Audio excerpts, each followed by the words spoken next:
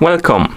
In front of me I have Garmin Forerunner 245 and I'm gonna show you how to measure the heart rate on this watch. Before we start, if you want to get the most accurate results of your measurements, make sure to put your watch on your wrist, secure it tightly so it doesn't move around, and while you're measuring your heart rate, try not to move too much. I'm just gonna put my finger on the sensor at the back of the watch, but because of that, my results might be not too accurate. Now, let's continue with the measurement. So, to measure the heart rate on this watch, make sure you're on the home screen, the current watch face, and then press the down button to scroll through the list of widgets.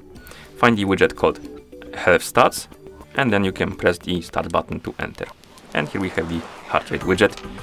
The watch should start measuring the heart rate automatically once it detects the pulse. So let's wait.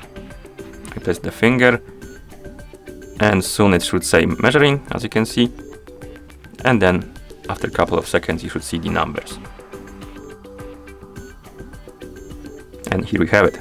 The numbers will jump around because the watch is measuring the heart rate in real time, but once they stabilize, it should be your current heart rate.